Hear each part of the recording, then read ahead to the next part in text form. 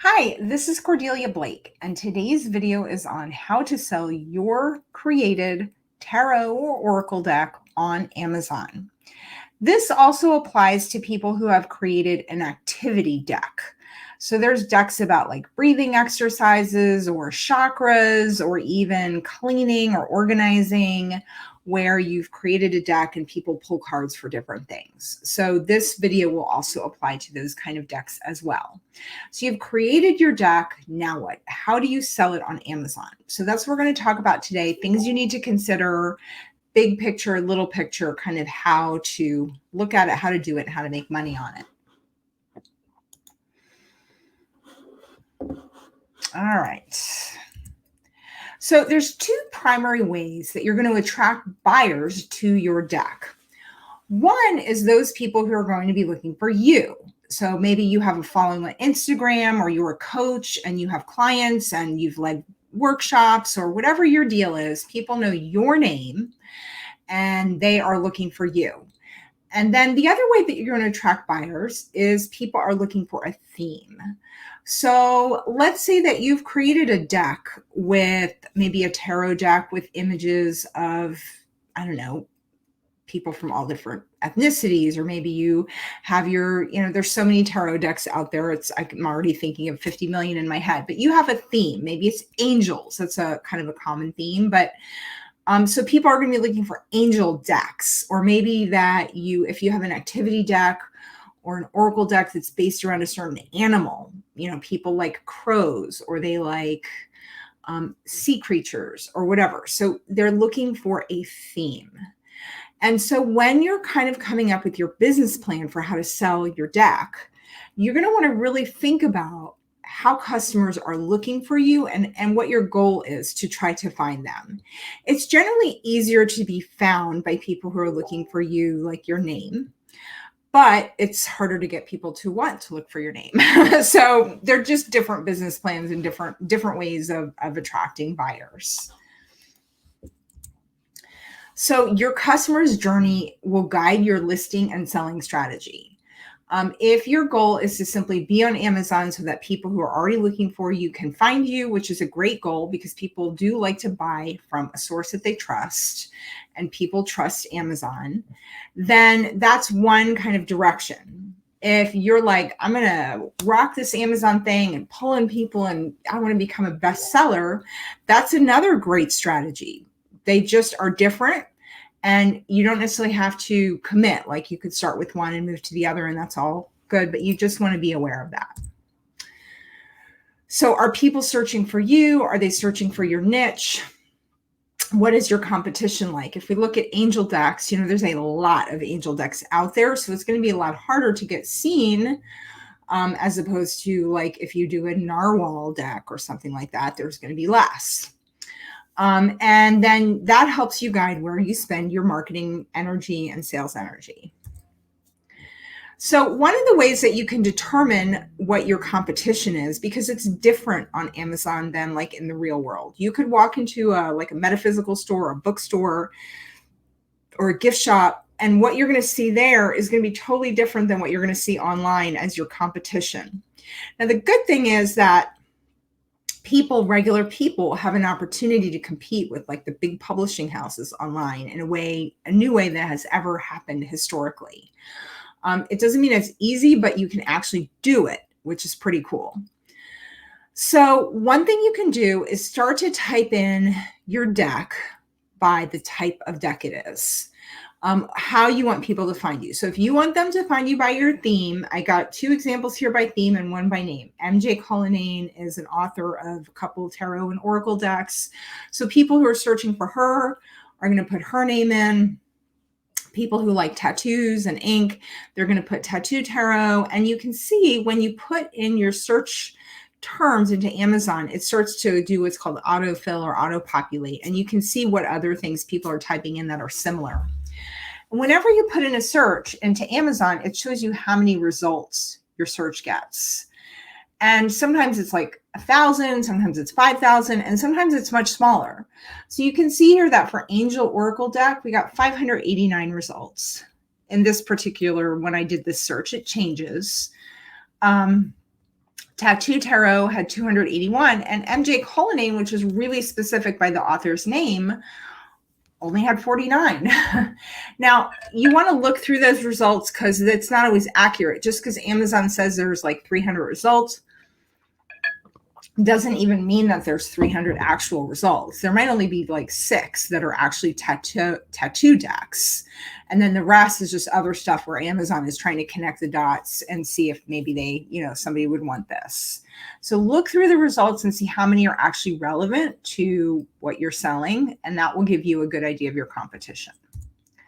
Now, even if you're selling on Amazon or your own website, it's worth doing this search on Etsy as well, because Etsy has different, they have a different product mix, a different catalog, and you can see a different set of your competition. So you can see I did the same searches on Etsy, and on Etsy, we got more results than we got on Amazon. For Angel Oracle decks, there was 1,800 results. For Tattoo Tarot, there was 900 results. And for MJ Cullinane, we got 111. So all those were more than double what we found on Amazon. Now, part of that is because for people that are creators and artists and makers, a lot of them find it easier to list products on Etsy, and there's no monthly fee or anything. So it's a kind of a lower bar for creators. But it's also a really good way to, again, suss out who else is doing what and how relevant it is. Now, what you want to do on Etsy is look to see how many reviews your competition has, because that'll tell you if people have actually bought it. Not just by the shop reviews, but product. Okay, so that's kind of figuring out your competition, helping you develop your sales strategy, helping you understand what you're up against. The next thing we're going to talk about on Amazon is what category do you list your product in? Now, most decks on Amazon are listed in the book category. That's kind of the natural category that they go in, even though it's not technically a book. But that's just where they fit. If you follow the breadcrumb hierarchy of categories, tarot decks and oracle decks are listed under books. And the only problem with listing your product under books is that Amazon will not let you run ads on your product if you list it under books. They only run ads on things from major publishing houses and things that have been published through Amazon's own Amazon self-publishing service, which is called Kindle Direct Publishing at the time of this video. If you have published your own product through another publisher, they will not let you advertise it. So the problem with that is you can't actually use Amazon self-publishing for decks. They don't do decks, they only do books. So if you've published your own deck, you basically can't run ads if you're listed in the book category. So this harkens back a little to your sales strategy. If your strategy is simply to build your name recognition and make sure people can find you and find your product, then you may want to just stick with kind of like being in the book category. That's where things go, and that's kind of normal. But if you really want to be a little bit more aggressive with selling on Amazon, trying to find your customer on Amazon, running ads, being able to be a little bit more creative with how you sell, you're going to want to list your deck as a product or a toy. You want to make sure you don't make it for kids under 13 because you'll have to do testing on it. In fact, you might even want to just make it for adults only. Because that you don't have to do safety testing, assuming your product is not for children. And so this is a really important consideration that a lot of people don't understand when they're starting. And so this is where having somebody like a consultant on your team could really help you, because you can really look at the finances and the decision factors that go into what category you want to put your product in. But the short form is, if you want to run ads, you're going to have to not list it as a book. You're going to have to list it as a product. If you just want to have it available, you can definitely just list it as a book. Now, once you list it, you're going to write what's called a listing. That's the catalog page or web page on Amazon for your product. Now, this is definitely not something I can cover really quickly in a video because it's, there's classes on how to write listings. But I will go over a few key factors when you're writing your listing. Excuse me. So first of all, You're going to want to include the facts. How many cards are in your deck? Does it come with a book? What size are the cards? Things like that. What the subject matter is, what the theme is. Don't forget to include who it's for. What kind of person is going to like your deck? You're going to want to also include similar words. So, for example, if you have a Crow tarot deck, then you're going to want to also put like the word raven. And maybe you're going to want to put the word corvid, because crows are corvids, which is a kind of bird. You're going to want to put bird in there. You're going to want to put poultry, like whatever. You want to put related words to your topic. If you're doing an angel deck, you're going to put seraphim in there. So all the words that are similar to what your deck is about, you should definitely put in your listing. You're also going to want to put who it's for, and maybe if you think it would be good for a particular occasion, like a graduation present or whatever, a birthday, Hanukkah, Christmas, Yule, you want to put that in there too. The first 5 words of your title are where your most important keywords are going to go. So sometimes people want to put their, like, let's say your deck is called the most exceptional deck about crows you've ever seen. Just pretend that's your name of your deck.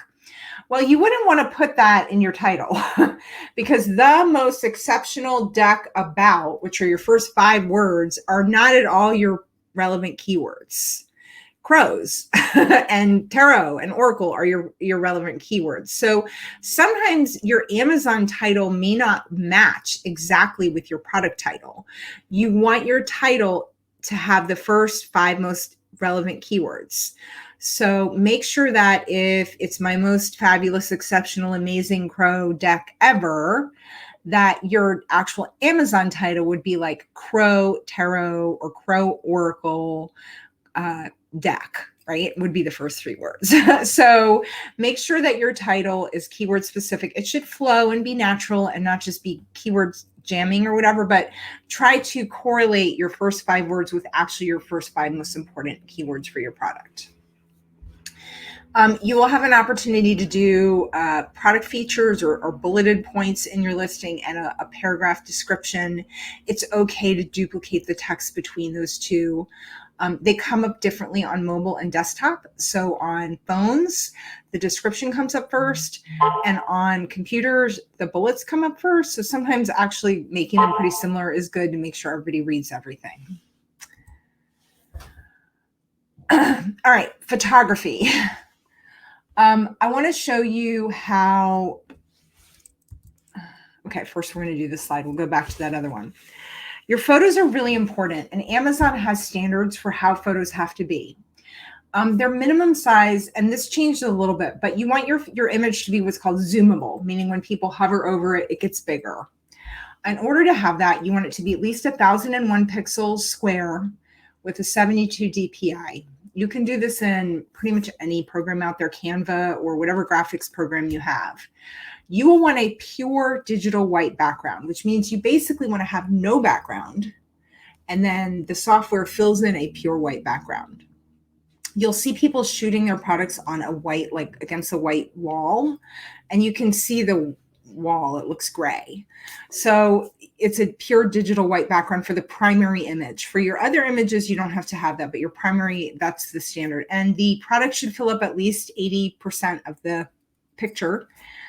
You're going to want to use at least 4 to 7 pictures, and try to anticipate customer questions with your images. So that's the best place to show people what the product is, show the size. If it's like a mini deck, show in somebody's hand so that, people expect what size it is.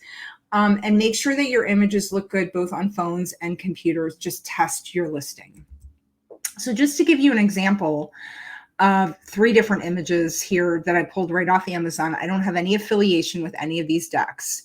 The first deck, the Light Seers Tarot, has a lovely image. It's compliant with Amazon's terms of service. It's a pure white background, and it looks really good. You can see what the product is really clearly on a phone and a computer. The True Heart Tarot is an okay image. It's actually not compliant with Amazon's terms. It's, as you can see, it's rectangular shaped. It's not a square. And it's a little hard to tell on the slide, but the background, it was shot like on a wall or something, because you can actually see the background. It's like kind of gray. And so this needed a little work, and it could have been a much better picture. The third picture, which I don't actually even know the name of this deck, you're going to be like, that's kind of small and grainy looking, Cordelia. Don't you know how to put images on a slide? And I'm going to say that is exactly how that image appeared on Amazon, small and grainy looking. So whoever's selling that deck did not take the time to learn how to shoot a decent photograph of their own deck. And it's not necessarily, you can actually do it with your phone. You don't have to have special equipment, but you do need to take a little time to learn how. So make sure that your images are as good as they can possibly be, because that does help your sales. All right, so that is a really lot of information crammed into a short video, but I hope that you will post any questions you have about selling your own deck on Amazon. And feel free to reach out. We have consulting and coaching that we do, where we either do this for you or we can coach you through the process to make sure you don't miss anything. We help with the listing writing, the account setup, advertising, product launch. We help with all that. You can find me online. Here's my website information. I'm also like on LinkedIn and whatever. So feel free to ask your questions in the comments below. And I hope you guys have a great day. And if you are a deck creator, feel free to post a link to your Amazon listing or wherever you're selling your deck. Would love to see what you're up to. All right. Thank you guys so much. Have a great day.